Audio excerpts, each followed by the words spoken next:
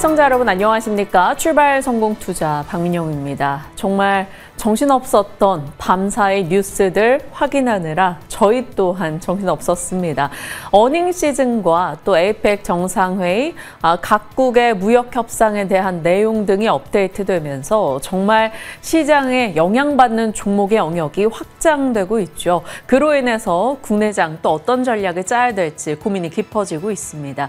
일단 밤사이는 GTC 효과로 인해서 엔비디아의 급등, 그리고 엔비디아가 여러 기업과 협력의 소식을 전하면서 각 섹터에 또 영향력을 가했습니다. 그것이 어제 쉬었던 국내장의 반도체 종목을 비롯해서 AI 밸류체인에 또 다른 힘을 줄 수 있을지 지켜봐야 되겠습니다. 오늘 또 국내 기업들의 실적도 많이 쏟아지고요. 에이펙 정상회의, CEO 서밋 시작이기도 하고 한미 정상회담에 대한 이야기도 우리는 체크해 볼 필요가 있을 것 같습니다. 하나씩 이슈들 들여다보면서 전략 나눠가도록 할게요. 일단 뉴욕장의 분위기부터 확인해 보시죠.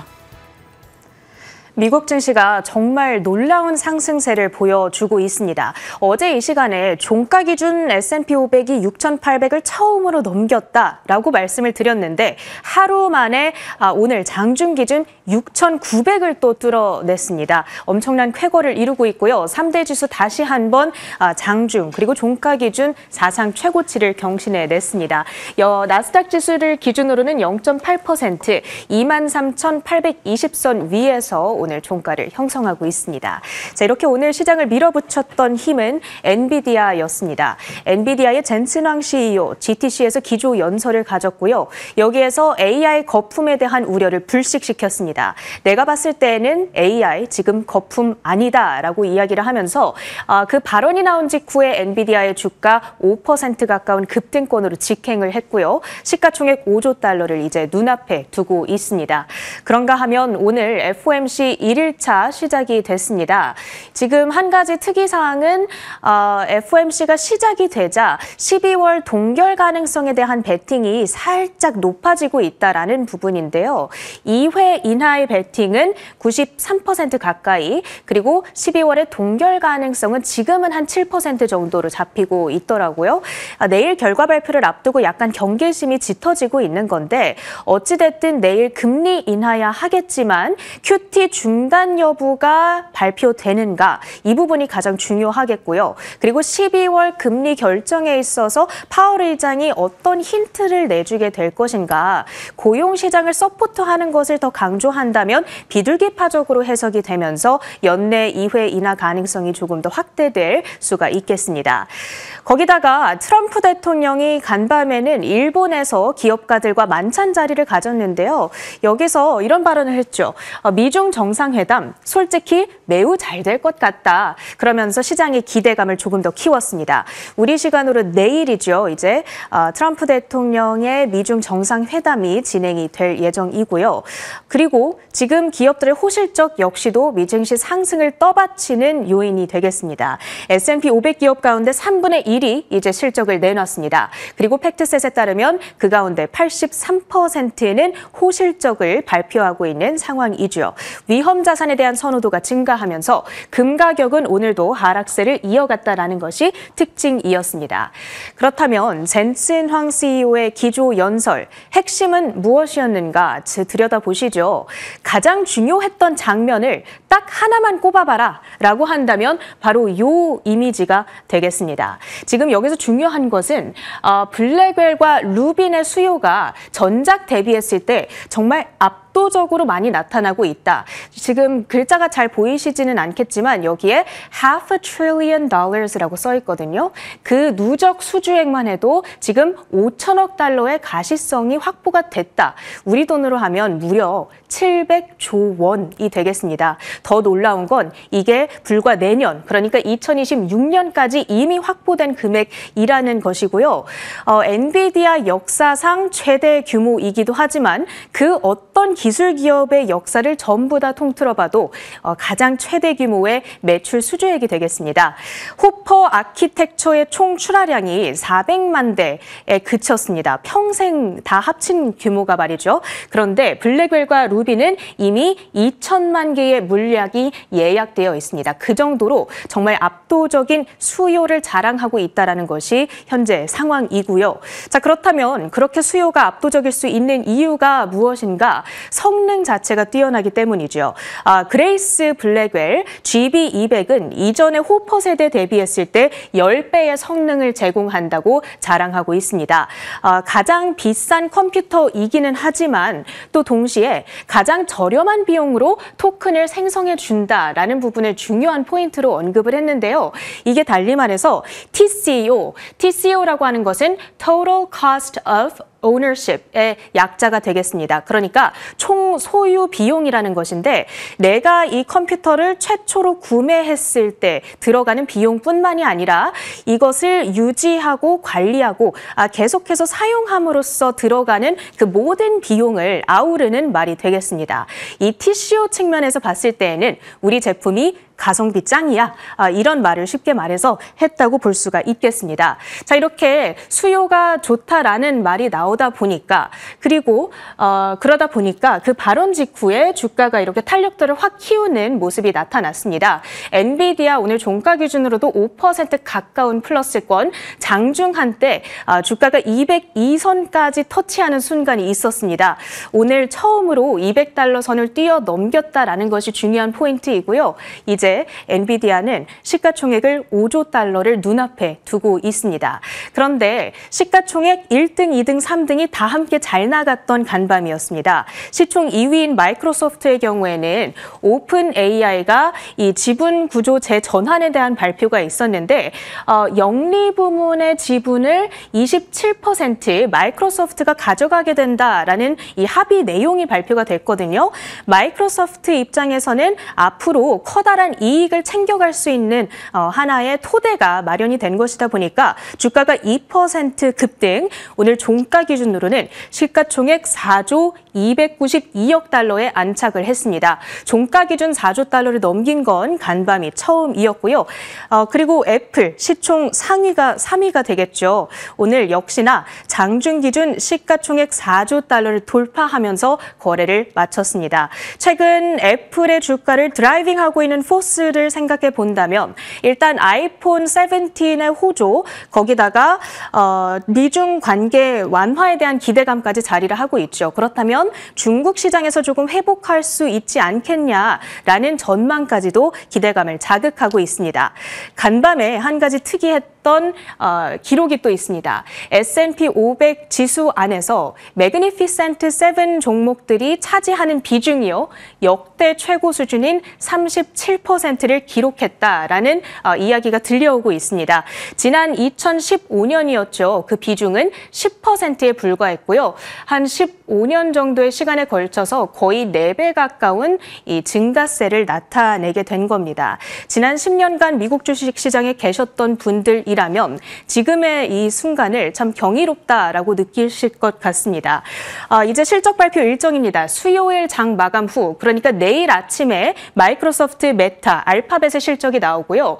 목요일 장 마감 후, 우리 시간으로는 금요일 아침에 애플과 아마존의 실적이 나오게 됩니다. 호실적을 바탕으로 이들이 이 레벨을 더욱더 확장시킬 수 있을 것인가, 이번 주와 또 앞으로의 가장 중요한 관전 포인트가 되지 않을까 싶습니다. 히트맵을 열어서 이제 종목들의 분위기를 조금 더 디테일하게 보도록 하시죠. 일단 AI 반도체 주들, 엔비디아의 효과에 힘입어서 브로드컴은 특별한 이슈가 부재했음에도 불구하고 3%대 동반 랠리를 펼치는 모습이었고요. 인텔은 이틀 전 실적 효과를 받아가면서 오늘도 5%의 급등이었습니다. 다만 퀄컴이 어제 워낙 많이 올랐던 탓에 오늘 차익 실현 물량이 좀 나오면서 급락세를 나타냈고요. 그러다 보니까 필라델피아 반도체 지수는 0.3%대의 플러스권으로 지금 체킹이 되고 있습니다. 그리고 젠슨왕의 기조 연설에서 여러 파트너십 발표들이 있었습니다. 팔란티어는 장중까지 하락세를 나타내다가 젠슨 CEO가 언급을 하자 0.2%로 상승으로 전환이 됐고요.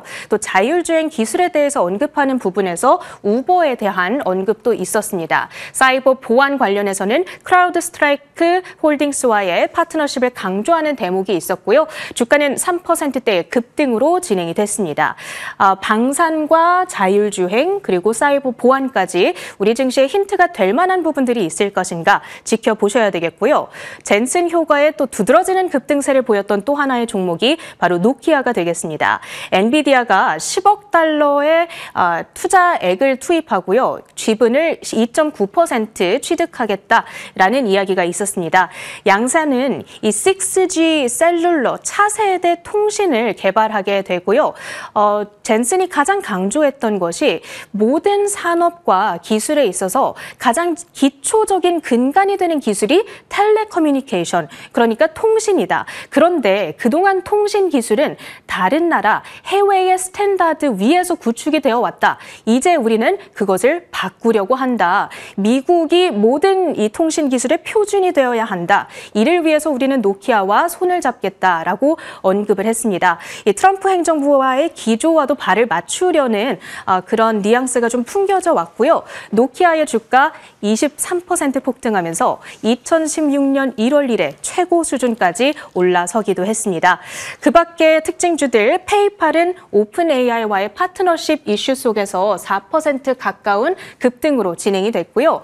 양자 컴퓨터 관련주들은 장중까지 상승세를 나타냈었는데 젠슨 황 CEO가 NVQ 링크라고 하는 것을 발표한 이후에 오히려 하락으로 전환이 됐습니다. 사실 그동안 투자자들은 이 양자 컴퓨터가 기존의 컴퓨터를 완전히 대체해 줄 것이다. 이런 기대감을 가졌었잖아요. 그런데 오늘 젠슨이 암시했던 것은 양자 컴퓨터가 엔비디아의 GPU를 보완해주는 수준에 그칠 것이다. 이런 암시가 있었습니다. 그러면서 아이온큐와 리게티가 8에서 9%대의 급락세를 나타냈고요. 마지막으로 미국 정부가 원자력 프로젝트에 800억 달러, 110조 원을 투자한다라는 이슈 가운데서 3개 기업 가운데 하나로 지목된 카메코의 주가가 23%대에 폭등하기도 했습니다. 정말 챙겨봐야 될 이슈가 많은 가운데 지금부터 어디에 포커스를 둘지 민영 앵커가 정리해드립니다. 네, 어제 국내장은 이러한 일정들을 앞두고 경계감에 살짝 쉬어가는 흐름이 있었습니다. 코스피가 약보합권, 코스닥은 그래도 상승을 일단은 지켜냈죠.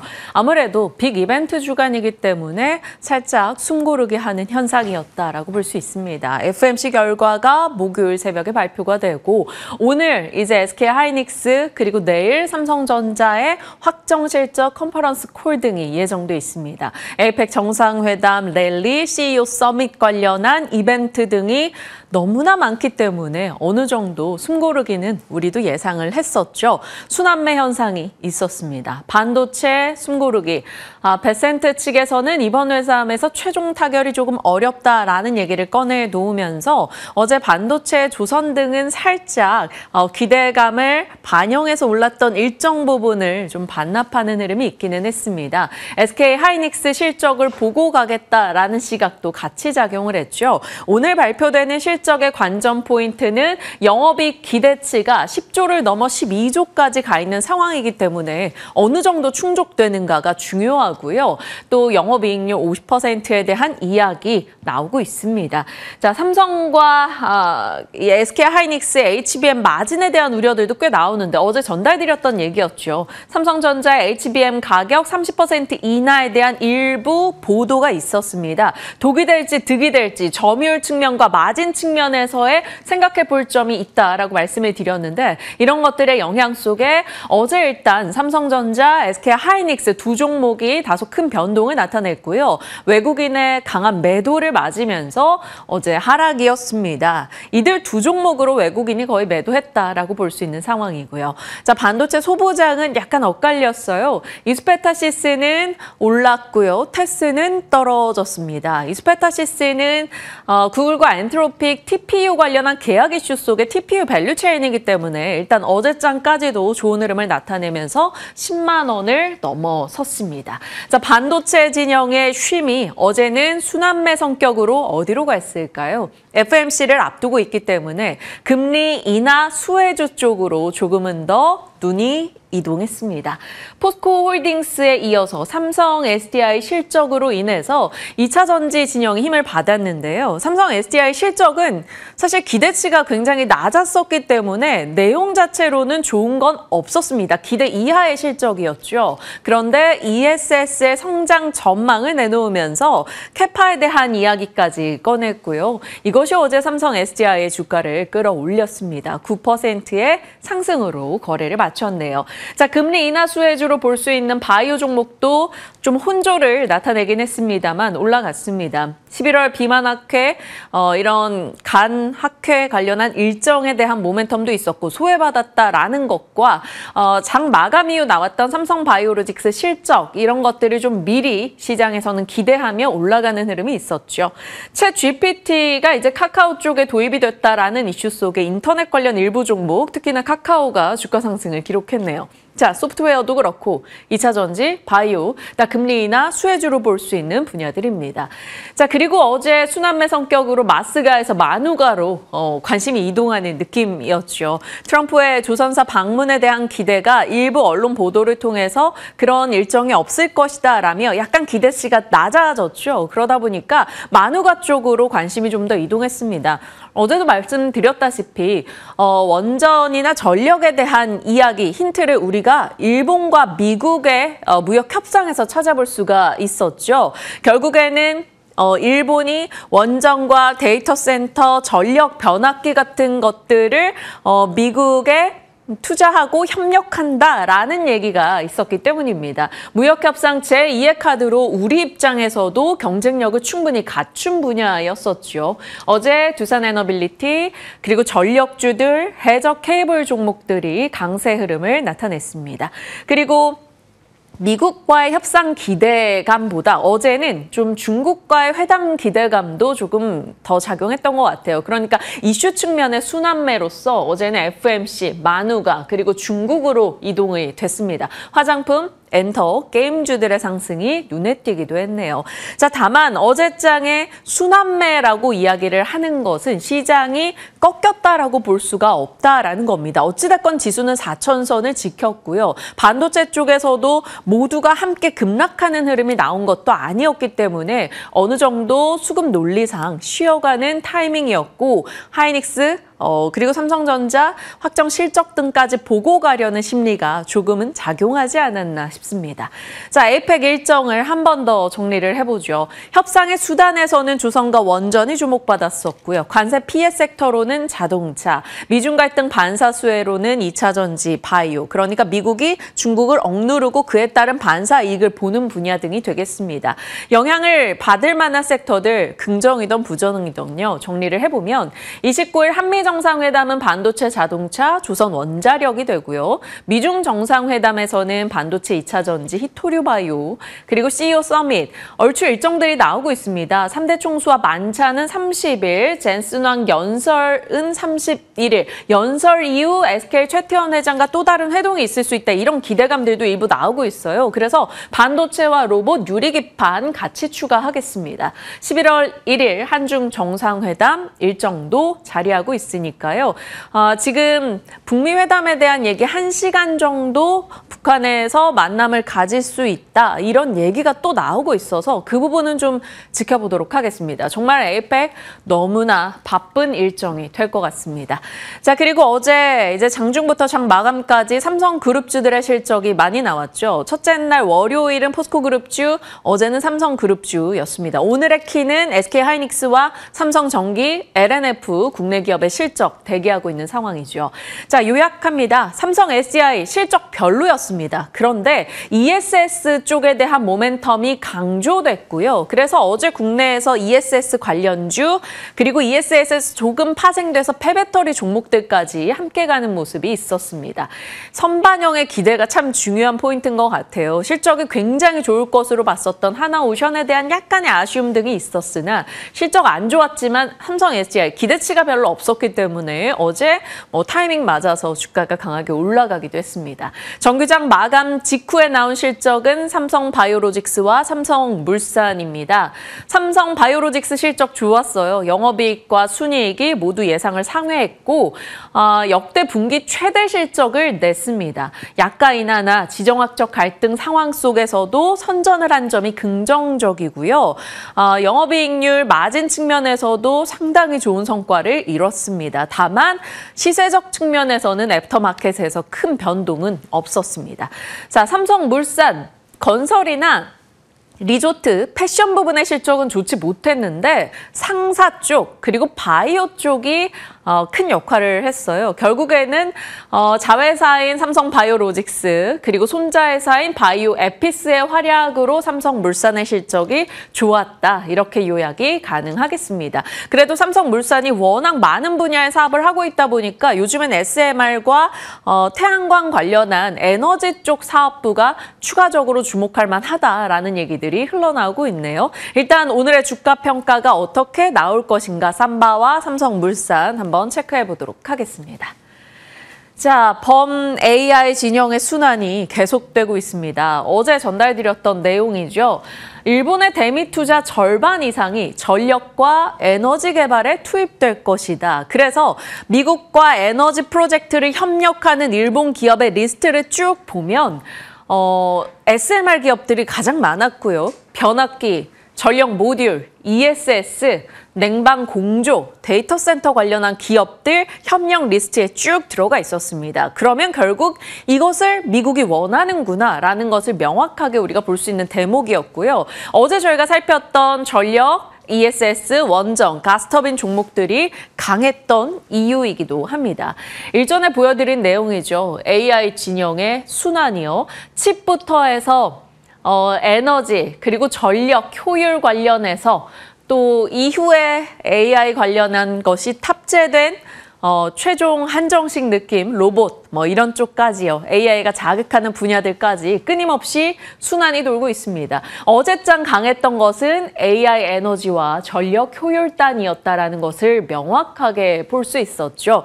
어제 변압기부터 해서 ESS 종목들, SOFC 종목들, 그리고 유리기판, 냉각 종목들까지도 올라가는 흐름이 있었습니다. 그래서 이들 종목을 대표 종목으로 다시 한번 정리를 살짝 하고 가시죠.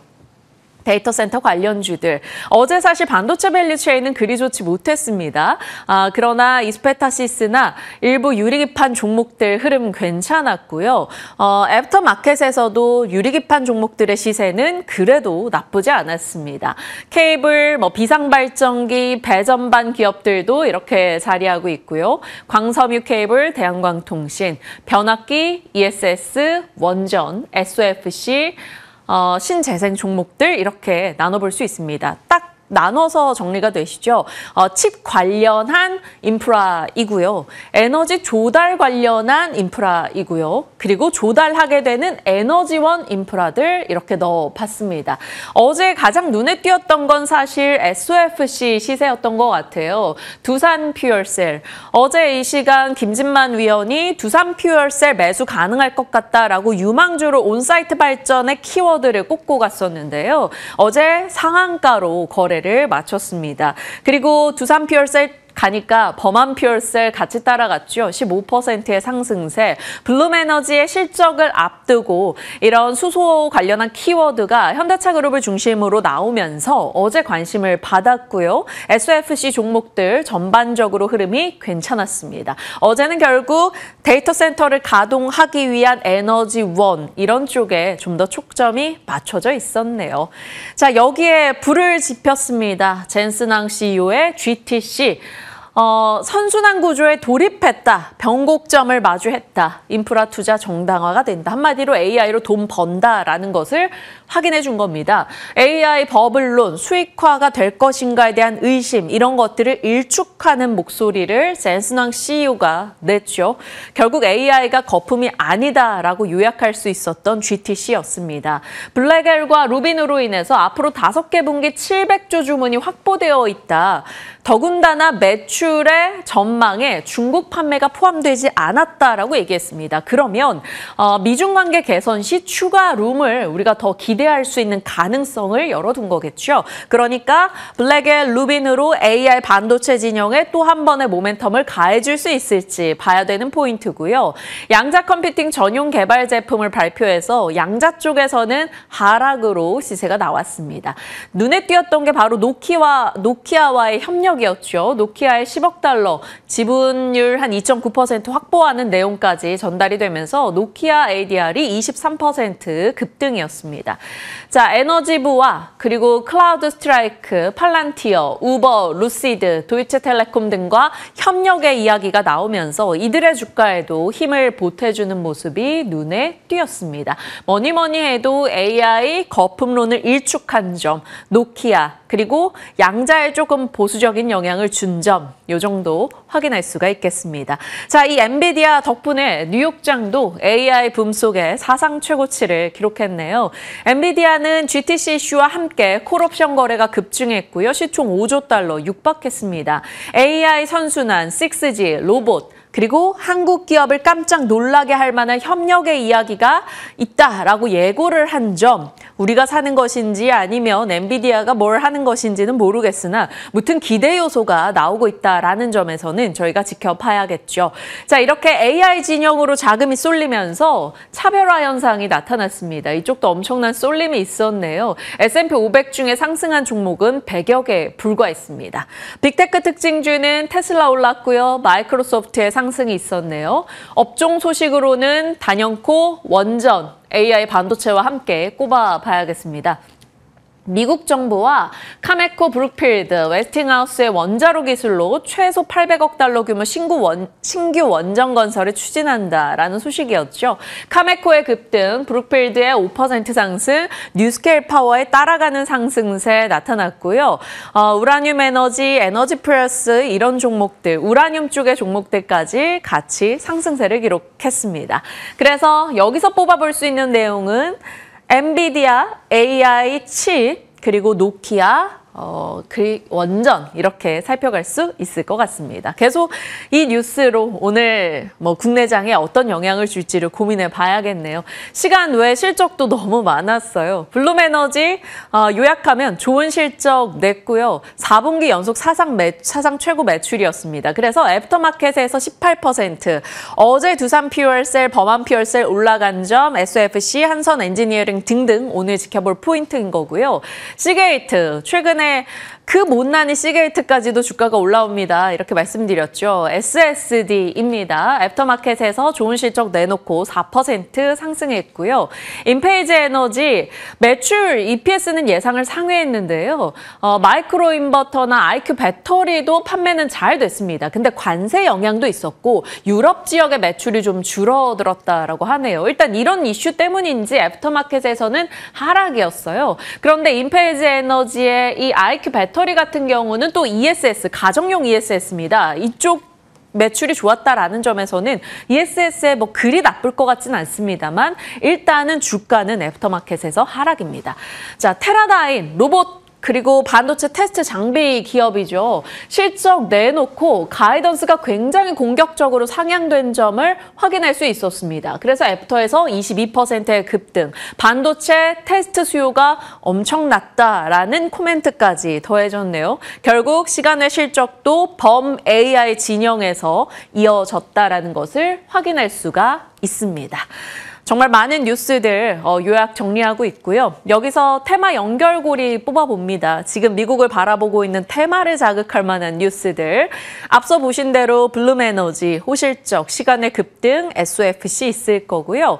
유리개판, 젠슨왕 CEO 그리고 최태원 회장의 회동 이슈 속에서 유리개판 쪽 관심을 받을지 일단은 체크합니다.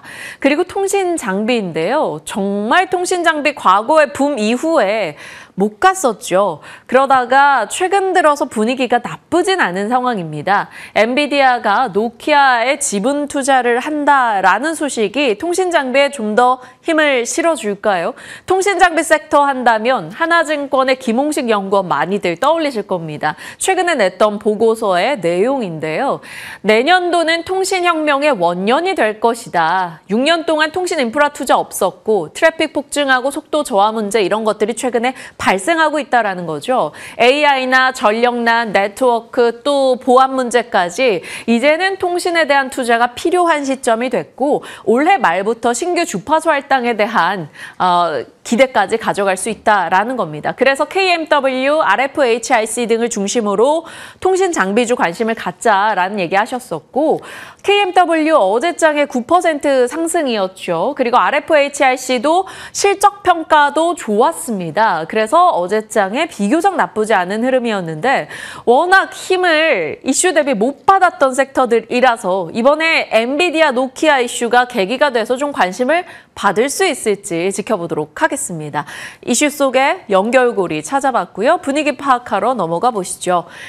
일단 시황 측면에서는 분위기 나쁘지 않았습니다. 뉴욕 증시 최고치 행진이었고요. 국내장도 숨고르기 쉬어가는 것에 불과하다라는 증권사 시각이 조금 더 많습니다. KB증권에서는 코스피 5천에 대한 얘기를 꺼냈네요.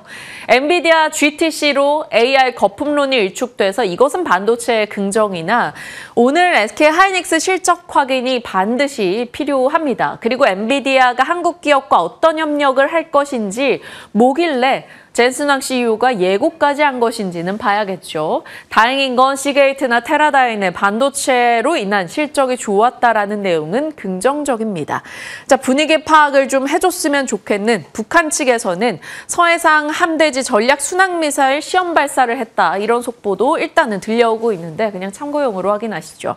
결국엔 업종으로 봤을 때는 여전히 중심엔 AI가 있었습니다. GTC에서 확인할 수 있었던 힘, 그리고 미국의 에너지 투자 의지, 일본과의 협력하는 분야에서 가장 많았던 SMR 기업들, 결국 전력 원전 이런 쪽에 대한 니즈가 미국이 강력하다라는 것이고요. 일본의 미쓰비시 CEO가 가스터빈의 수요에 대해서 또다시 긍정적인 얘기를 꺼내 들었죠. 그래서 가스터빈 하면 두산 에너빌리티, BHI, S&T 에너지 일단 한 번 더 체크하겠습니다. 가스터빈과 배열회수, 보일러, 모멘텀인 거죠. 반도체 로봇엔 테라다인, 유리기판은 앞서 말씀드렸고요. 자, 바이오는 삼성바이오로직스 실적을 어떻게 받아들이는가가 중요할 텐데 이제 회사 분할 거래 정지가 임박했기 때문에 그 부분도 참고하셔야 될 것 같습니다. 일각에서는 연준 FMC 다음 의장이 베센트 재무장관이 될 수 있다라는 얘기가 나오네요. 트럼프 대통령이 시키고 싶은데 그가 재무장관 일을 좋아할 것 같아 이런 코멘트를 했다라는 겁니다. 베센트 재무장관은 1.5%포인트 금리 인하를 주장했던 바가 있어서 금리 인하에 조금 더 힘을 실는 내용이 될지 보시죠. 블룸 에너지로 SOFC 그리고 노키아로 통신장비 개별 테마로 체크합니다. 자, 오늘 슈퍼위크 바로 수요일이죠. SK 하이닉스, 그리고 LNF, 삼성전기, 우리금융지주, HD 현대건설, 기계 등 이 외에도 많은 기업들이 실적을 내놓을 겁니다. 참고해 주시고요. 무엇보다 중요한 것은 하이닉스가 될 것 같네요. 자, 이렇게 일정까지 들여다봤고요. 이제 섹터 뉴스 넘어가 보겠습니다. 뭐니뭐니 해도 오늘 원전에 대한 관심도 뜨거울 텐데 미나 앵커가 잡아주시죠. 네, AI 그리고 데이터 센터, 전력에 대한 수요는 끊임없이 높아지고 있습니다. 그만큼 원전주들의 주가도 꺼지지 않고 꾸준히 시장에 관심을 받고 있는데요. 전일장 두산 에너빌리티를 중심으로 해서 원전주들의 주가 흐름이 굉장히 탄탄하게 연출이 되기도 했습니다. 두산 에너빌리티는 전일 신고가를 경신해내기도 했고요. 어떠한 이슈들이 이렇게 자극을 주고 있는 것인지 살펴보면서 시작을 해보도록 할 텐데 이제 마스가이 한미에 이어서 마누카까지 우리나라의 협상 카드가 될 것이라는 기대감이 시장에 번지고 있습니다. 한국 정부는 이제 한미 협상 카드로 마누카를 검토 중이다라고 밝힌 상황이고 그 안에서 우리나라 원전 기업들 쪽으로 직접적인 수혜가 조금 더 강화되지 않을까라는 기대감이 높아지고 있는 거고요. 그리고 최근에는 이제 현대건설이 페르미와 함께 기본 설계 계약을 맺었다라는 소식까지 더해지면서 원전주들을 향한 모멘텀이 한층 더 강화되고 있는 분위기입니다. 이제 이 페르미 같은 경우에는 웨스팅하우스를 중심으로 프로젝트가 진행될 것으로 보이는데 여기서 현대건설뿐만 아니라 이제 두산에너빌리티 또한 핵심 기자재를 제작하는 기업으로서 부각이 되고 있는 만큼 우리나라 원전 기업들을 향한 관심도가 한층 더 높아지고 있는 거죠.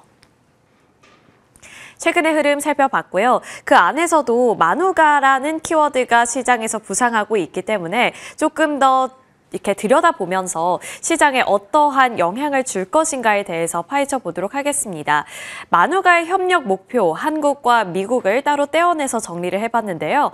먼저 한국 측에서는 원전 건설, 기자재, 운영 경험을 미국 신규 원전 프로젝트에 직접 투입하는 것을 목표로 두고 있습니다.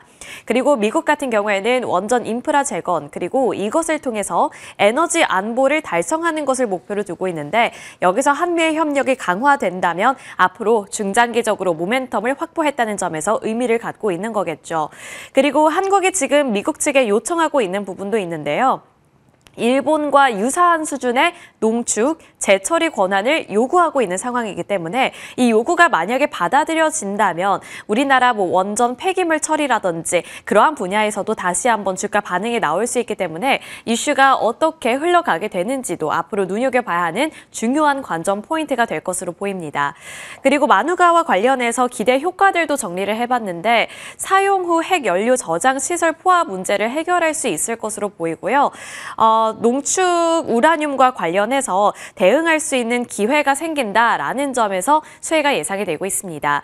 이렇게 된다면 한국 기업들 쪽으로 직접적인 수혜가 예상된다는 분석이 꾸준히 나오고 있는 건데 미국의 이 대러시아 그리고 대중국 에너지 블록 구성에서 우리나라가 파트너로 부상할 수 있을 것이라는 기대감 점쳐지고 있습니다. 단순히 이제는 하청 업체로서 납품을 하는 것에 그치는 것이 아니라 안보 측면에서 우리나라가 핵심 파트너로 부상한다는 것은 장기적으로 봤을 때 기업 입장에서는 정말 탄탄한 거래처를 확보한 것으로도 해석이 될 수 있기 때문에 보셔야 될 것 같고요. 말씀드린 것처럼 핵심 기자재를 납품할 수 있는 그리고 제도화할 수 있는 모멘텀이 생긴 것이다. 이렇게 기억을 해보셔야 될 것 같습니다. 마누카에 대해서 조금 자세하게 살펴봤고요. 이제 넘어가서 두산에너빌리티의 대장주죠. 대장주가 지금 코어를 정말 단단하게 잡아주고 있는데 두산에너빌리티와 관련해서 모멘텀들 그리고 투자 포인트들 짚어보도록 하겠습니다. KB증권에서는 두산에너빌리티의 주가가 앞으로 더 상승할 수 있을 것이라고 전망을 했는데요. 이게 상당히 의미가 있죠. 왜냐하면 올해 들어서 두산에너빌리티의 주가는 굉장히 큰 폭으로 상승을 했고 고점을 경신해 나가면서 또 하나의 신고가를 경신해내고 있기 때문입니다. 그 안에서 지금 전일 마감가를 살펴보시면 86,000원 구간에서 마감을 하는 모습이 나타났는데 KB증권에서는 11만 원까지 오를 수 있을 것이라고 전망을 했고 기존의 목표가 대비 23.6% 더 상승할 수 있을 것이라고 공격적으로 전망을 했습니다. 그리고 수급을 보시더라도 최근 들어서 기관 투자자들이 다시 한번 순매수세로 전환했다는 점이 눈에 띄고 있고요. 외국인 투자자들도 매도를 하다가 전일장을 기점으로 해서 다시 한번 매수세로 전환했다는 점도 고무적인 요인입니다.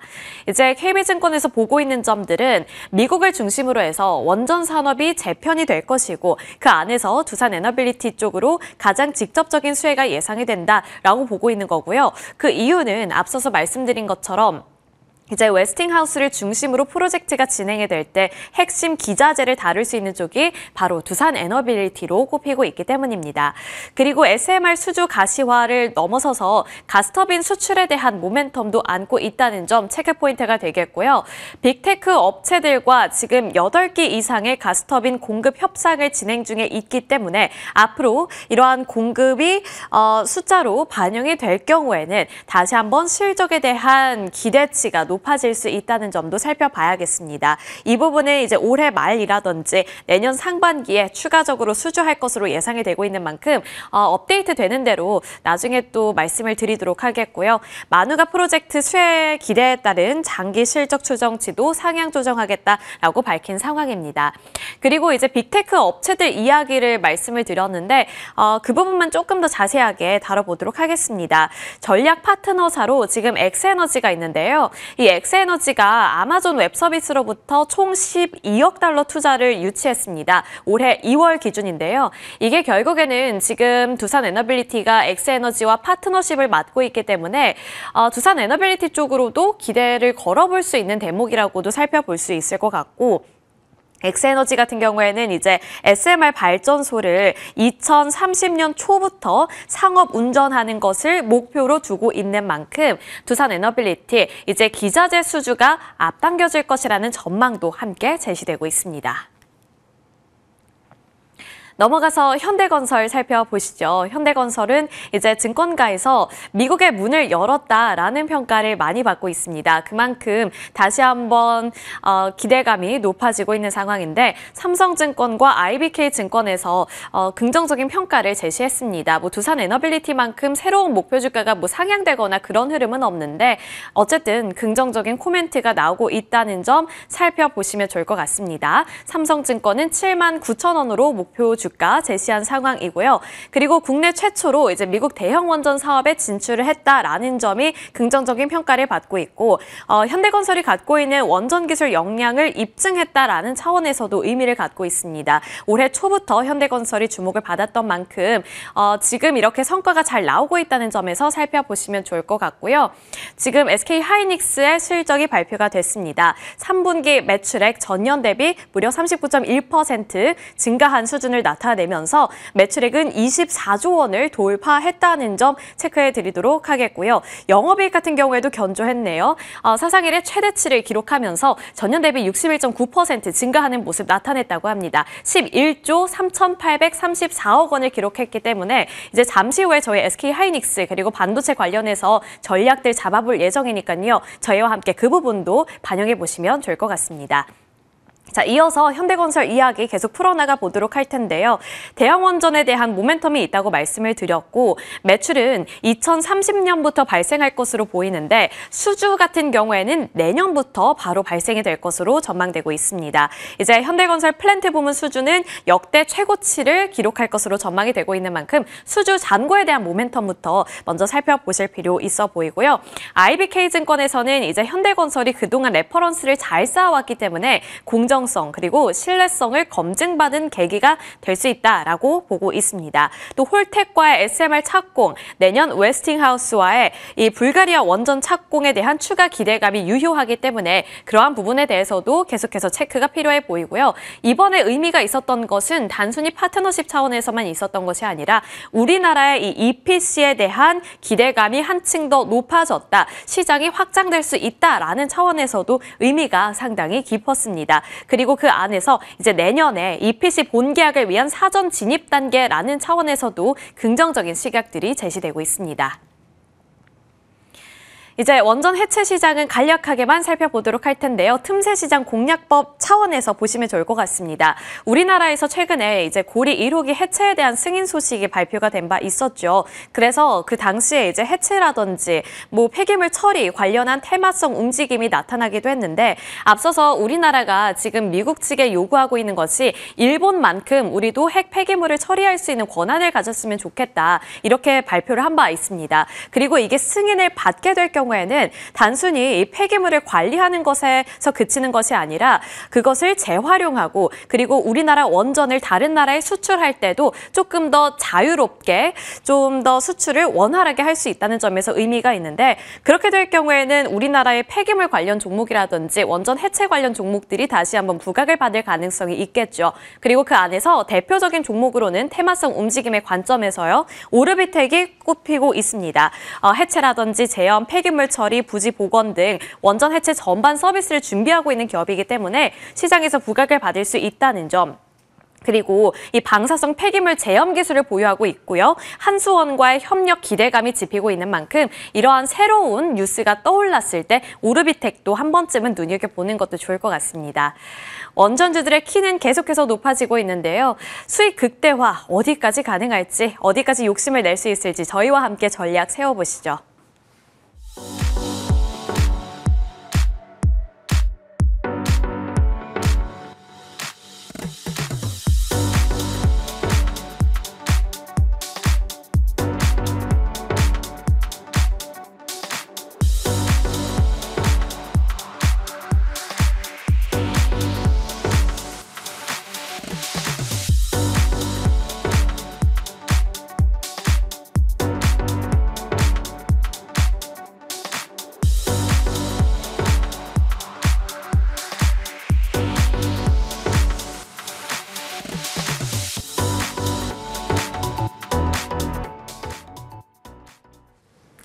네, 미나앵커 브리핑 과정 속에 또 SK 하이닉스의 실적이 전달됐죠. 매출액과 영업이익은 잘 나왔습니다. 다만 예상치에 딱 부합하는 정도, 한 마이너스 2% 정도 못 미치는 정도로 나왔어요. 실적 자체는 창사 이래 최대 실적입니다. 순이익은 예상보다도 한 39% 높게 나왔어요. 관전은 영업이익이었었는데요. 시장에선 처음 10조 보다가 나중에 12조까지 기대했었죠. 한 11조 6천억 정도 예상했었는데 11조 3천억 정도 나오긴 했습니다. 그런데 한 분기에 영업이익으로 11조씩 낸다. 정말 대단한데 와, 이런 실적 내놓고도 혹시나 기대에 못 미쳤다 뭐 이런 얘기 나와서 주가 빠질까 고민도 되고 또 이런 기대를 이미 반영을 한 걸까에 대한 고민도 분명히 있습니다. 하필 오늘 아침에 JP모건 측에서는 단기적으로는 삼성전자가 더 매력적이다. 하지만 중장기 SK하이닉스다. 이런 보고를 내기도 했네요. 같이 고민해 보겠습니다. IBK투자증권 함정남 차장과 함께합니다. 어서 오세요, 차장님. 안녕하세요.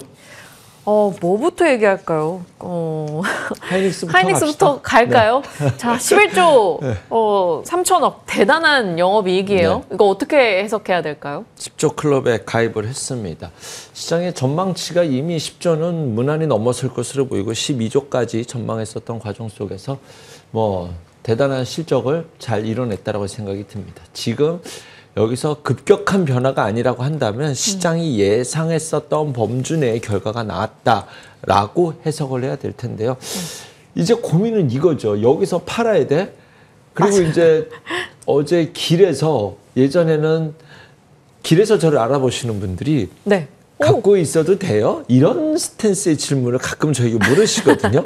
이렇게 길 가다가 나 이거 있는데 어때요? 이렇게 물으시는데 어제 어떤 분께서 저한테 하이닉스 진짜 70만 원 가요? 라고 물으시더라고요. 70만 원? 그게 어떤 가격을 찍어놓고 묻는 것이 제 개인적으로 보는 또 하나의 꼭지에서 나오는 시그널 중에 하나거든요. 그래서 조금 불편하긴 합니다. 그런데 네. 제가 바라보는 반도체 사이클에서 지금 하이닉스가 꼭지다라는 얘기는 전혀 하고 싶지 않습니다. 그렇게 생각하지도 않고요. 그런데 단기적으로 어저께 외국인의 매도는 조금 불편하기는 하죠. 그래서 지금 이 실적 때문에 이 실적을 보고 SK하이닉스가 좋다 나쁘다 뭐 이 실적 때문에 여기서도 매수다 이런 논리로 접근하실 분은 없잖아요.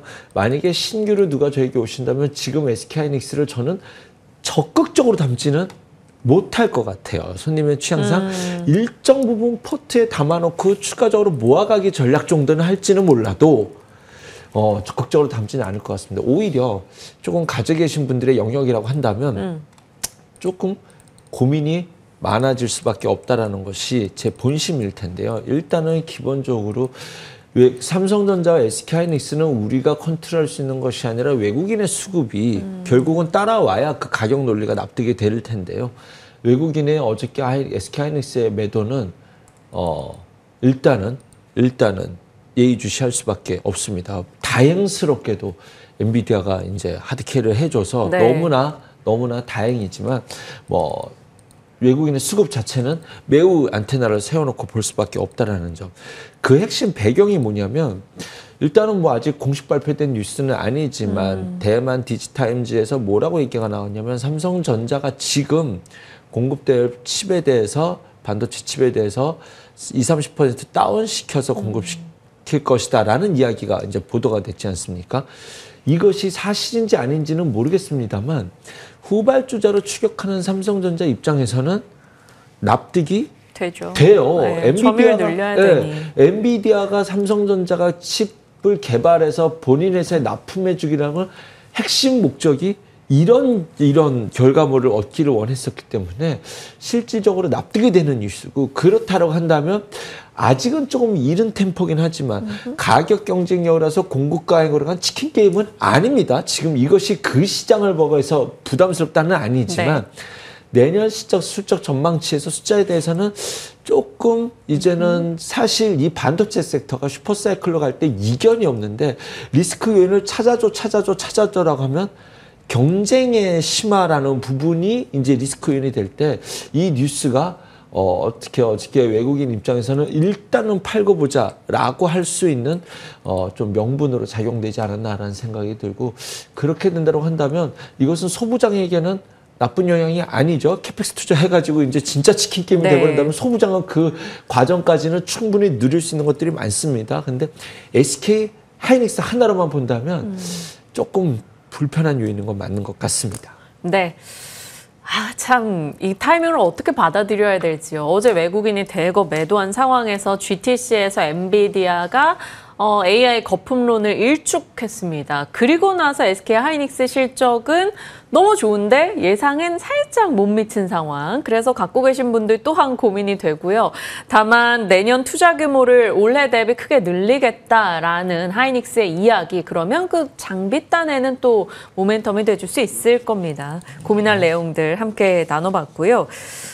반도체에 대한 얘기였는데, 그러면 어제 길 가다 만난 분이 하이닉스 70만 원 가요? 이런 질문 드렸다고 하니 저는 다시 한번 요 질문 드려보겠습니다. 차장님 얘기하셨던 두산 에너빌리티 10만 원 가요? 지금 뭐 미국과 일본 하는 거 보니까 뭐 SMR 변압기 이쪽이 답인 것 같은 느낌이란 말이죠. 그러면 SMR 두산 에너빌리티, 가스터빈 두산 에너빌리티 많이 올랐는데 10만 원 갈까요? 10만 원이라고 비율을 잡으면 이렇게 목표 가격을 설정해 주는 걸 저는 닭살 돋을 정도로 싫어합니다. 그거는 제가 10만 원을 말씀드렸던 이유는 뭐였냐면 증권사 보고서를 그렇게 쓸 수밖에 없거든요. 5만 원일 때 목표 주가를 6만 2천 원으로 써요. 그럼 이렇게 많이 올랐는데 20% 먹자고 그걸 들어가? 이게 2만 5천에서 더블라서 5만 원 간 거니까. 목표 주가를 그렇게 잡지 마시고 이 사이클이 올 때까지 끝까지 간다면 10만 원도 갈 수 있다라고 말씀했는데 그냥 다이렉트로 올라 버렸잖아요. 맞아요. 지금 여기서 10만 원 제시하면 야 여기서 15% 먹을래 20% 먹으려고 그걸 사라고 느끼실 수 있잖아요. 이 사이클 끝까지는 가져간다라고 봅니다. 제 마음속의 목표 주가는 더 높은 곳에 있을지도 모른다는 것이 두산 에너빌리티이기도 하기 때문에 이렇게 하면 답이 되지 않았을까 하는 생각이 들고, 그러면 이제 효율성 면을 따져야 될 것 같아요. 이제 SK 하이닉스가 여기서 뭐 더 가냐 못 가냐 이거보다는 SK 하이닉스보다는 지금 효율성 단에서 다른 종목들이 눈에 들어오는 것이 많다라는 것이 제 본심일 것 같습니다. 그렇습니다. 그런 관점에서 본다면 이제 원전과 관련돼서 다른 종목들 이제는 다시 한번 지금까지는 BH랑 뭐 두산 에너빌리티만 쭉 끌고 왔다면 이제부터는 진짜 원전 섹터에 대한 이슈들이 좀 가시화되고 있지 않습니까? 여기에서 이제 만우가까지 키워드가 시장에 화두가 된다라고 한다면 이제는 그 외 아랫단에 있었던 종목들에서 좀 확 넓어질 수 있는 그런 기회를 엿보고 눈치를 보고 있는 준비하고 있는 종목들이 상당히 많이 눈에 띄어서 지금까지 두산 에너빌리티는 가스터빈과 양쪽 날개다라는 것이 이제 였다라고 한다면 이제부터는 진짜 원전주들을 보게 될 때 원전과 관련된 키워드로 볼 수 있을 만한 종목들이 상당히 많아서 이제 이쪽으로는 충분히 눈을 돌릴 수 있는 상황이다라고 저는 생각이 듭니다. 네, 그러면 원전 관련한 키워드 종목들도 이제 하단에 같이 나가고 있으니까요. 여러분 체크해 주시길 바랍니다. 자, 반도체, 원전 짚었고, 그러면 원전에 약간의 관심, 지금 만우가에 관심을 빼앗긴 마스가 한번 짚어보겠습니다. 조선사의 트럼프 대통령이 방문할 수도 있다라는 것이 약간 무산되는 보도가 나오고 나오면서 그냥 일단은 차익 실현에 뭐 빌미가 됐다. 그냥 올라서 빠졌다. 이렇게 볼 수 있을 텐데 조선은 어떻게 보세요? 끝나지 않았다 트레이딩을 하셔야 된다라는 것이 방산과 조선에서 늘 말씀드렸는데 딱 그렇게 움직이고 있어요. 그리고 조선도 이게 무섭게 보면 굉장히 무서운 것이고 리스크하게 보면 되게 리스크한 것 중에 하나가 뭐냐면 3개 조선사가 따로따로 움직여요. 이게 갈 때는 엄청 강하다는 뜻이거든요. 하나오션이 갔다가 그 다음날 삼성중공업 갔다가 그럼 다음번에 현대중공업 가는 거 아니야? 그렇게 갈 것 같아요 지금. 그래서 조선 섹터가 좋다 나쁘다라는 논리적인 접근으로 하시면은 아이고 내게 계속 가겠지 뭐 이렇게 할 수가 있거든요. 그것보다는 수급 논리에 접근하셔야 된다는 것이 맞다라고 봅니다. 그런 관점에서 트레이딩 하실 수 있다라는 전제로 볼 때 하나오션이 갔고 그 다음에 삼성중공업이 갔고 그러면 다음 타자는 뭐 하나 엔진이라든가 아니면 HT현대중공업의 가능성을 염두에 두고 이제 트레이딩 할지 말지를 전략을 짤 수도 있지 않을까라고 저는 이제 생각을 해 보는 거죠. 그래서 조선에 대한 섹터 전략보다는 이 안에서도 이제 종목 순환매가 좀 나오고 있는 것이 아니냐. 실질적으로 이제 중소형주 단으로 움직임이 났었을 때 좀 그랬거든요. 그리고 실질적으로 여기서는 확 빠졌었는데 뭐 이 섹터는 아직은 살아있는 것은 맞다. 그런데 그것이 살아있는 건 맞기 때문에 뭐 계속 보십시오라고 섹터 전략을 짜드리기가 애매해졌어요. 그래서 그 안에서 종목군들이 차별적으로 움직였다는 것에 더 집중을 하셔야 된다고 저는 생각이 듭니다. 네. 차별화 섹터 내에서 이런 게 참 어렵기는 해요. 차라리 군집성을 띠고 함께 막 갈 때는 그냥 요거 저거 잘 사서 그렇게 대응을 하면 되는데 이런 트레이딩의 관점에 들어가 있을 때는 참 종목 선별이 어렵다라는 점 한 번 더 되새기는 것 같습니다. 일단 조선 방산, 원전, 반도체에 대한 의견들을 속속 확인해 가고 있고 이제 살짝 덩어리를 사이즈 줄여보겠습니다. 수소 SOFC 종목 어제 두산퓨얼셀 상한가였고요. 범한퓨얼셀 따라갔습니다. 그리고 미코 한선 엔지니어링 이런 종목들 거기다가 오늘 시간 외에서 블룸에너지 호실적 내놓고 20% 급등이었어요. 네. 그래서 수소 쪽 요거 수소 연료전지 쪽 어떻게 보십니까? 참 될 때는 이렇게 돼요. 이 뉴스를 막 찾았을 때 아침에 현대차에서 이거 서밋 기조 발표할 때 수소 에너지에 대해서 발표를 하겠다라고 하는 것이 두산 퓨얼셀이 15%까지 오를 일인가? 라는 생각을 했었거든요. 그러니까 제가 좀 건방졌던 거죠. 현대차 그룹이 얘기를 하면 수소 에너지보다도 수소차가 먼저 가야 되는 거 아니었을까? 라는 이제 수많은 고민을 했습니다. 네. 그래서 저는 이거 말고 내가 모르는 게 있는 것 아니냐라는 것 전제 지금 두산 에너빌리티도 세고 두산 퓨얼들도 센 것이 우리가 이제 이 에이펙 정상회담과 경제협력 무언가 한미 정상회담을 할 때 김정관 이제 이산자부 장관이 두산 출신이다 보니까 네. 그래서 두산주가 더 센가? 뭐 많은 상상을 하게 되는 거죠. 이것도 아니라고는 말할 수 없을 것 같아요. 실질적으로 보면은 100%는 아니지만 그렇죠. 그런데 네. 상한까지 가는 걸 보니 내가 모르는 무언가가 있구나라고 했는데.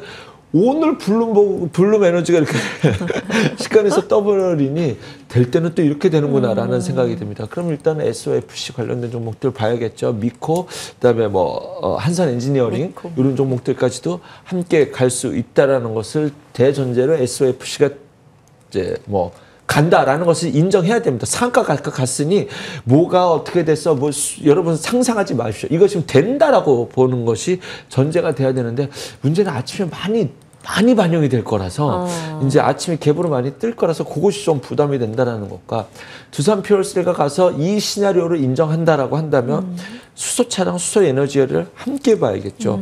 수소차, 전통 수소차는 일진 하이솔루스 다 추억의 종목입니다. 상하프론테크, JNK 글로벌 뭐 이런 종목이 있고요. 수소에너지는 DK랑 SK가스가 있는데 오늘은 다 같이 긍정적으로 아침에 떠서 시작할 것이 조금 그것이 좀 부담이고 그것이 아니라면 제가 뭐 상한가를 가버렸으니 된다. 이제는 다음 이것이 충분히 되는 사인 안으로 들어왔다라고 인정을 하는 것이 좀 맞습니다. 저는 이 수소 연료전지 얘기 들을 때도 그렇고 ESS 얘기 들을 때도 그렇고 지금 시장은 에너지가 필요한데 그중에서 빨리 조달되는 거 이쪽에 좀 초점이 맞춰져 있구나라는 느낌을 많이 갖습니다. 뭐 가스터빈도 마찬가지 키워드인 거고요. 그러다 보니까 가스터빈, 뭐 SFC 그러면 자연스럽게 ESS 한번 넘어가 보죠. 어제 삼성 SDI 실적에서 뭐 다른 거 안 보였어요. 실적 쇼크가 나건 말건 그냥 ESS 이렇게 해서 어제 ESS 진영을 자극했는데 뭐 요즘 트렌드인 것 같습니다. 근데 상대적으로 엔솔이나 LNF 등에 비해서 ESS 모멘텀이 좀 덜 반영된 것도 있는 것 같아서 삼성 SDI 필두로 ESS 한번 더 볼까요? 셀 3사에서는 탑이 SDI라고 제가 계속적으로 말씀드렸고 어떤 지금의 리튬 가격이라든가 2차 전지 논리 다음의 시나리오를 갖고 있는 것은 SDI다. 라고 때문에 저한테는 그게 가장 뚜렷한 명분이 전고체고요. 두 번째는 얘는 AMPC를 못 받았잖아요. 근데 이제 내년부터는 그것이 수치될 걸로 이제 예상이 되고 있으니 그것이 플러스 알파로 반영이 되고 있다라는 점까지 한다라고 본다면 어차피 바닥에서 같이 올라올 때 시나리오의 명분이 가장 뚜렷한 것이 SDI다. 그런데 어저께 실적을 보고 아유 진짜 힘들긴 힘들었구나. 라는 생각이 들었는데 발표하자마자 끌어올리더라고요. 시장은 ESS라는 키워드를 확실하게 쓰고 싶어 합니다. 확실하게. 그 대장 역할을 LG 엔솔 플러스 이제는 SDI까지 가져가는 것을 보면 전기차가 아니라 제가 2차 전지주들이 가야 될 때 이제는 전기차가 아니라 ESS가 올라와줘야 간다라고 말씀드렸는데 이제는 시장이 확실히 ESS라는 키워드로서 명분으로 가려고 움직이려고 하는 것이 확실하게 시장에서 뚜렷하게 만들어지고 있다고 한다면 이제는 이제 뭐 사실 뭐 많이 올라왔기 때문에 뭐 여기서 뭐 이렇게 말씀드리기는 어렵지만 수급의 단으로 한번 올라왔고 이제부터의 시나리오는 명백한 ESS다. ESS가 확실한 2차 전지 기업들에게 확실한 명분으로 작용한다면 여기가 끝이 아니란 소리죠. 네. 좋습니다. 조정을 기회로 바라볼 종목들이 수두룩 빽빽이다라고 보셔야 될 것 같습니다. 아, 어떡하죠? 돈이 많이 없는데. 뭘 그렇게 수두룩 빽빽한 거 다 못 담으니까 이제 뭘 담아야 될까 많이들 고민하실 것 같아요. 자, 일단 ESS라는 키워드 심도 깊게 살펴봤고 바이오 보시죠. 삼성 SDI 실적 열어봤으니까 삼바 실적으로 이렇게 한번 살펴야겠죠. 삼바 실적 왜 애프터마켓에서 아무 시세가 없지? 라는 의문이 들 정도로 사실 내용은 너무 좋았거든요. 그런데 뭐 일단 지난 시간에 함정남차제인 바이오단에 이제 관심을 갖는다, 다시 관심을 갖는다 얘기하시고 잘 갔단 말이에요. 그래서 이 삼바의 실적과 함께 제약바이오로 이제 완연한 수급 이동이 언제쯤 있을까 같이 고민해 볼 필요가 있는 것 같아요. 제가 방송에서 제일 잘한 게 삼성 SDI는 실질적으로 수익률이 에코프라가 더 좋으니까 제가 뭐 잘했다고 생각하지는 않지만 코스피 대형주 좀 보세요라고 말씀드렸던 종목이 삼바, 셀트리온. 셀트리온이 좀 못 갔어요. 대신 셀트리온 제약이 제가 가로치고 제약이라고 써드렸었거든요. 말로는 셀트리온이라고 말씀드렸지만 그리고 한미약품, SK바이오팜, SK바이오사이언스를 말씀드렸는데 참 잘했다라는 생각이 듭니다. 그래서 실질적으로는 삼성 바이오로직스 같은 경우는 바이오 에피스를 이제 거래 정지 들어간 다음에 바이오 에피스를 분할하면 11월 21일인가 이제 거래가 재개될 텐데 에피스를 갖고 싶은 사람이라면 지금 안 살 수가 없을 것이다 라고 말씀을 드렸고 참 그 주가 흐름을 편안한 주가 흐름 속에서 잘 갖고 온 종목이지 않았나라는 생각을 가져봅니다. 자, 어쨌든 바이오는 뭐 삼바 지금 어떻게 뭐 저는 거래 정지 되는 동안도 그냥 들고 있어도 되지 않을까? 왜냐하면 에피스를 갖고 싶은 욕심이 크기 때문이다라고 조금 말씀드리고 싶고요. 바이오는 2차 전지가 꺾이면 바이오가 온다라고 말씀드렸는데 2차 전지가 꺾이지 않는 듯한 살짝만 빠지니까 맞아요. 바이오가 바로 탄력이 좀 왔거든요. 그만큼 기다렸던 주자들이 많았다라고 생각이 듭니다. 그러면 함추상 얘기 들어보니까 다 좋다고 그러네. 그렇죠? 제 본심이 뭐냐면 바이오를 좋다라고 말씀드렸던 건 그동안 못 갔었기 때문이에요. 삼바를 좋다라고 말씀드렸던 건 코스피 대형주 바이오를 제가 계속 보라고 말씀드렸던 건 그동안 못 갔었기 때문입니다. 그래서 상대적으로 덜 오른 종목군에서 키워드를 찾자라는 것이 이 시장을 대응 전략을 짜는 제 본심의 핵심이거든요. 여러분, 자, 제가 중요한 이야기 할 말씀 해도 될까요? 좋아요. 최근 한 달 동안 어디서 투자대회가 있었어요. 투자대회에서 1등 수익률이 한 달 동안 1등 수익률이 20%가 안 됩니다. 장이 이렇게 좋았는데 그리고 3등까지만 플러스고 4등부터는 마이너스예요. 지수가 올라왔기 때문에 내 계좌가 막 지금 이 정도 있으면 40%, 50% 막 한 달 동안 30% 수익이 나야 될 것 같은데 여러분 실질적으로 그렇지 않습니다. 오르는 종목보다 떨어진 종목이 더 많으니 더 많거든요. 떨어진 종목이. 지금 어제장도 그랬잖아요. 그저께장도 그랬고. 그렇기 때문에 지수는 좋지만 실질적으로 수익 면에서는 계좌가 막 그렇게 플러스 나지 않았을 것이 시장의 전반적인 현상인데 우리들의 마음은 어때요? 나는 지금 무언가 못해서 뒤처지고 있구나라고 시장이 우리를 그렇게 압박을 줘서 무언가를 해야겠다라는 막 조급함이 생겨요. 그러지 마시고 시장 정말 좋지 않습니까? 안 오른 분들 이러한 것들에서 다음 타자를 찾아본다라고 한다면 올라간 걸 쫓아 매매했다가는 그냥 얻어맞는 것이 지금 시장 상황이다. 차분한 마음으로 더 오르는 종목군에서 기회를 찾아보자라고 한다고 그렇게 시장을 바라보면 기회가 이제 보이는 거죠. 조급한 마음으로 바라보면 이거 어디까지 가는 거야? 나 이거 진짜 더 가? 나 이거 더 갖고 있으면 되는 거 아니야? 보다 그 마음을 한 번 내려놓으면 시장에서 이제 출발하는 섹터군들이 얼마나 많은데 제가 다음 시간은 통신장비 좀 갖고 와볼게요. 오늘 그 주제를 찾으려다가 SK하이닉스 할 말이 너무 많을 것 같아서 안 잡았는데 바닥에서 움직이는 섹터군들이 많습니다. SOFC도 그런데 이제 블루메르스 때문에 오늘 떠서 시작해서 이제 그거는 조금 기대감을 놔야겠지만 시장의 마인드를 비울 때 조급해하지 말자. 섹터를 안 오른 종목들을 찾아보면 기회가 많다. 바이오 이렇게 빠진다? 그럼 이럴 땐 사야지. 이런 시장으로 접근을 하는 것이 우리의 마인드 컨트롤에 유리하지 않을까 생각해 봅니다. 힌트만 주세요. 저 오늘 통신장비 브리핑 했단 말이에요. 그래요? 함정래 차장님한테 묻어가고 싶어서. 네. 사실 노키아 지분투자 엔비디아 이슈가 있고 맞아요. 또 이제 연말에 미국의 주파수 경매 이 모멘텀. 그렇죠. 그래서 다시 김홍식 연구원님 딱 생각이 나는 거예요. 보고서가. 그래서 찾아봤는데 KMW랑 RFHRC, 맞습니다. 네. HFR. 그렇죠. 그 종목들이 지금 프리마켓에서 급등해요. 급등해요? 네. 급등해요? KMW. 이거 잡아올 걸 그랬네요. 오늘.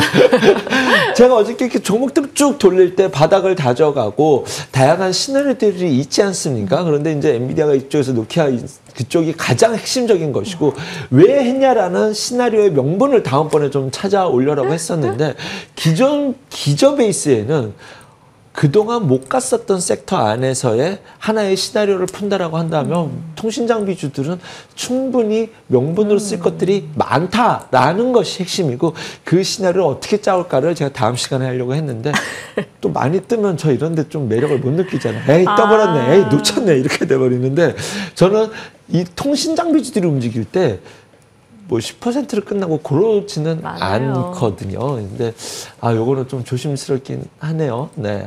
좀 솔리드도 가네요. 네, 맞습니다. 네. 솔리드도 함께 봐야 될 종목이죠. RFHRC, KMW, 솔리드, 통신 장비단의 종목들 일단 반응을 하고 있습니다. 참고해서 저희 함정남 차장님의 의견들 여러분 시장을 바라보는 시각이 담겨 있는 것이라서 공감하신다면 대응해 보시길 바랍니다. 자, 지금 프리마켓 오픈된 김에 저희 열어보겠습니다. 걱정했는데 일단 프리마켓에서는 하이닉스 반응 괜찮습니다. 53만 원대 2.5% 상승의 흐름 나옵니다. 막 이렇게 호가창 바뀌는 거 보니까 고민들은 많으신 것 같아요. 삼성전자 1% 상승 10만 원, 두산 에너빌리티 2% 상승 88,000원. 함정남 차장님 마음속 목표가는 뭘까요? 궁금하지만 더 질문 드리면 화내실 것 같아서 넘어가겠고요. 어제 실적 잘 나왔다. 바이오 쪽에 덕분에 삼성물산도 괜찮았다라고 말씀을 드렸죠. 삼성물산 일단 1.9% 상승으로 출발하는 모습 하고 있습니다. 자, 상승률 상위 가볼까요? 통신장비가 모조리 다 일단 장악을 하고 있는 모습이네요. RFHIC, KMW, 솔리드 이런 종목들 올라가고요. 수소 쪽에서도 뭐 일진 하이솔루스 이런 종목들 올라가고 유리기판 앞서 말씀드렸죠. 최태원 회장과의 회동에 대한 기대감 뭐 이런 것도 같이 영향을 받아볼 수 있다면 YC캠 이런 종목들 피롭틱스, 강세흐름, 한빈레이저 동일한 맥락에서 오름세 나오고 있습니다. 그 밖에는 SAMG엔터, 쌈지엔터도 변동 요즘 엄청나죠. 일단 오늘은 1.4% 상승하는 모습 확인되고 있습니다. 자, 이렇게 시장 속 흐름들 짚어봤고요. 이러한 특징들 중에서 뭐 현대건설, 두산에너빌리티도 올라가고 뭐 두산도 올라가고 유리기판도 올라가고 뭐 그렇습니다. 지금 특징단에서 어떤 게 가장 눈에 띄셨어요? 통신 장비 좀 아깝네요. 아깝고요. 하이닉스가 떠서 시작하는 것은 너무나 납득이 되는데 오늘 외국인의 포지션이 어떻게 되는지는 좀 예의주시해서 지켜보자라고 말씀드리고 싶고요. 기조적으로 지금 시장을 바라보는 저의 스탠스는 공격보다는 방어입니다. 지금 시장에서는. 왜냐하면 이 시장을 여기까지 끌고 올라왔었던 핵심 베이스가 이제 미중 간의 관계가 좀 잘 풀릴 것이다 라는 것과 금리를 인하할 것이다 라는 것으로 왔는데 여기서 세론으로 작용될지도 모른다라는 것이 어제 SK하이닉스의 매도의 핵심 명분 중에 하나이지 않겠습니까? 고실적이, 호실적이. 그런 관점이 이 뉴스가 이제 현실화되는 게 오늘 내일 이제 모레지 않습니까?